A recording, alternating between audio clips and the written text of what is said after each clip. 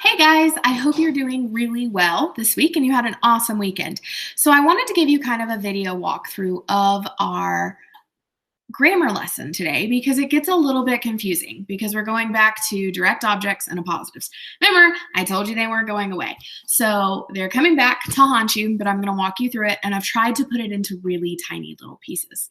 Okay, so what I'm going to do, I'm going to flip my screen around so that we can look at the PowerPoint together. You can either follow the PowerPoint through this video, and you also have a link in the resources box where you can go and see the PowerPoint itself if you want to walk through the PowerPoint.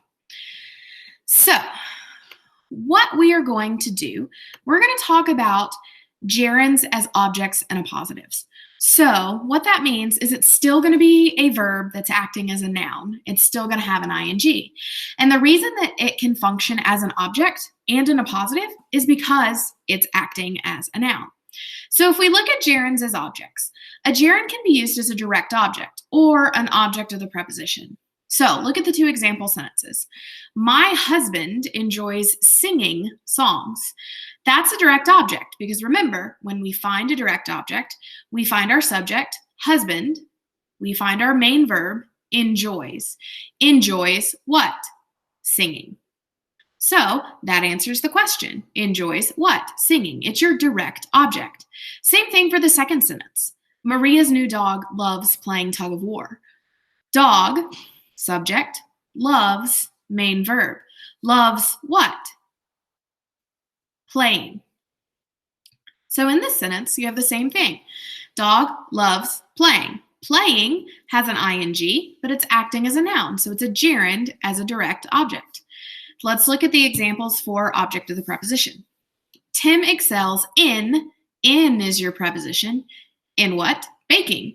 Tim excels in baking bread. So our baking bread is the object of the preposition because it's following the preposition in. Now, if we look at the second sentence, horses benefit from is our preposition. From what? Running, right? Running is our object of the preposition. It's a verb. It has an ing, but it's pretending, right? It's acting like a noun. So that's why it's called a gerund. And that's why it's acting as an object of the preposition. So those are some examples of gerunds as objects, as direct objects, and as objects of the prepositions. Now, because gerunds are basically verbs pretending to be nouns, they can also act as appositives. So remember, an appositive is a word or a group of words used immediately after a noun to rename it or give more information about it.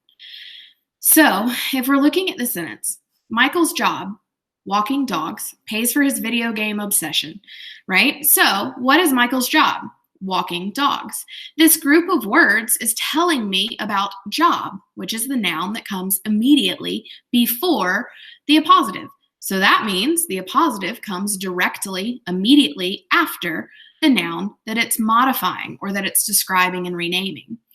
It has an ing, walking, right? It's a verb. If we were saying we are going to walk, right? Walking is an actual verb. But here, it's pretending to be a noun. So it's a gerund, ing, and it's acting as an appositive. In the next sentence, the assignment, learning about gerunds, may be seen on the SAT. So in this one, learning about gerunds is our gerund phrase, right? It's more than one word. It's a phrase, but it's not a complete thought, so it's not a clause. It's just a phrase. This phrase, learning about gerunds, is talking about the noun assignment, and that's what makes it an appositive, because it's a word, learning, or group of words, learning about gerunds, that is immediately after the noun assignment that it's renaming or modifying. Okay, so that's pretty much the lesson for today. Again, it's really short. That's it. You're going to have a practice page to go with it. Same thing as last week. It's going to be shared in the resource box for you. And I want that from you by Wednesday of this week. Okay, I'm going through what you turned in last week, and I'm going to have your grades updated by Tuesday. So if you'll give me that. And then by Friday, I should have all of your Johnny Tremaine projects in for you. You can't see Teddy right now, but he is doing much better. He has a lot more energy, so please keep praying that we can keep him calm for about 2 weeks.